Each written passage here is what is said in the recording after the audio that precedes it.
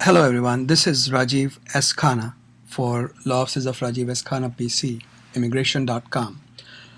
I have received a lot of questions from people on the new policy announced by the White House on 15th June, what they refer to as reform for the dreamers. Essentially, what is being addressed is those people who are below the age of 30, came into the US before they were 16, and have been here for 5 years. So the idea is people who are illegally here and were here at a relatively young age, we want to protect them. And the policy, as announced by the president, is motivated by the fact that these folks have come here, they've studied hard, they've worked hard, and they came not because they wanted to come, but because they came as a child and they had no control over where they were. Let me make one thing very clear at the outset. This program does nothing for people who are legal residents or immigrants or temporary residents of the United States. It does nothing. If you are legally in the USA and your children are here legally in the USA, it does nothing for you. Stop listening if that's what you were interested in. But if you want to know more about the law and how it is shaping up, I'll tell you more as best as I can based upon our knowledge as it exists today. So the idea here was that we want to protect those people who came here without their own volition, without their own desire. They are here because their parents are here. And the president said that he wanted to step in and take care of these folks because this is not a new effort. It was started as early as 6 years ago. I know it because we were very actively involved at one point in this process as well. And here the president talks about 6 years ago, the unlikely trio of John McCain, Ted Kennedy, and President Bush had come together to champion this some so-called Dream Act. Okay, but unfortunately, according to the president, the Republicans blocked it in the Senate. So the idea here is that the president wanted to step in and do whatever he could without involvement of Congress. So remember, Congress passes laws, whereas the executive branch of the government, which is the president and all the agencies underneath the president, including DHS, ICE, etc., all of them implement and execute the laws.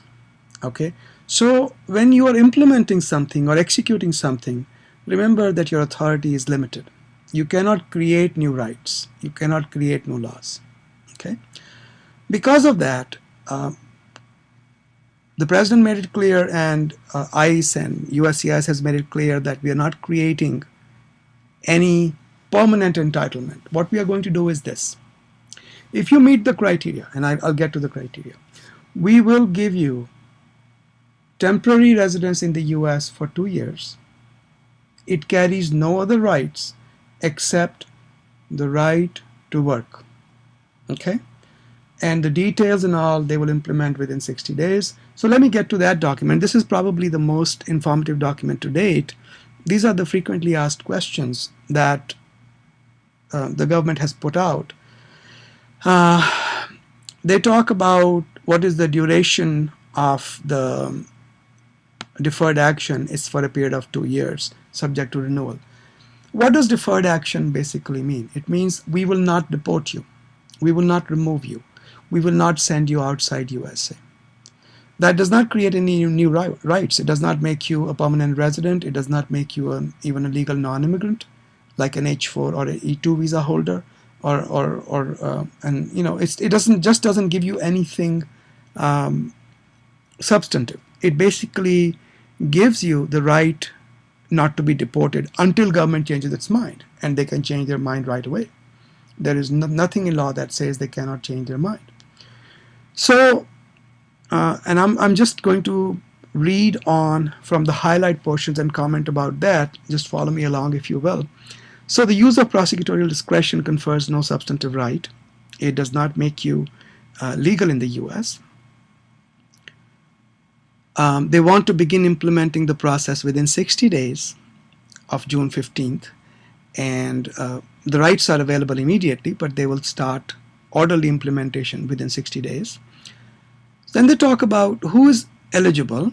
The individual must have come to the US under the age of 16, okay, must have been 5 years before the date of this memorandum, which is June 15th, 2012, must currently be in school or have graduated from high school, have obtained a General Education Development Certificate, GDE, or honorable discharged veterans of the Coast Guard or Armed Forces of the US. Must have not been convicted of a felony offense.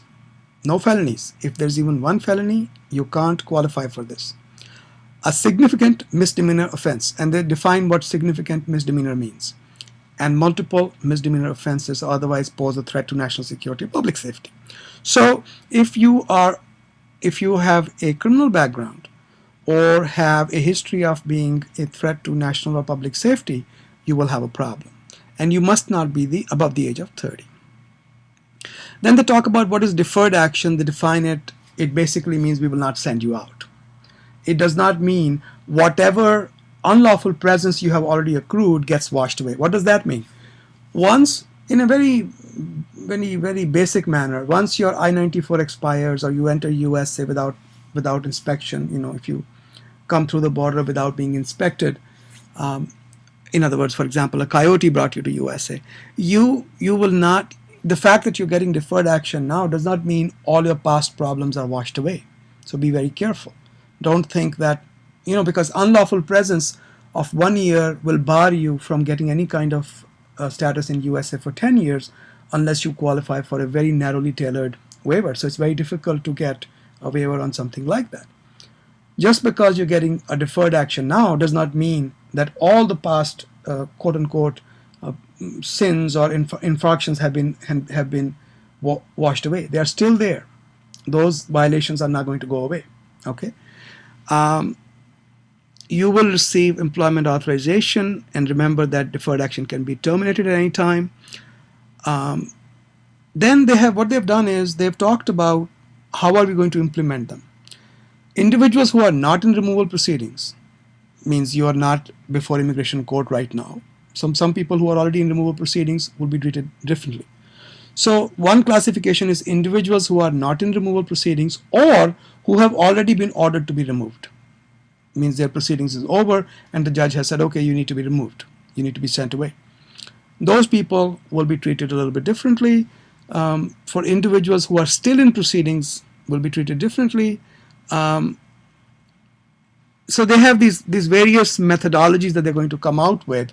We still don't know all the details yet, but they'll be treating these people differently. But all of these folks will have the right to get their work authorization and deferred action as long as they meet those 4 or 5 criteria that I had mentioned earlier. Okay. Another thing that the government mentioned was that people that they have already identified, they are automatically giving them deferred action without having to apply.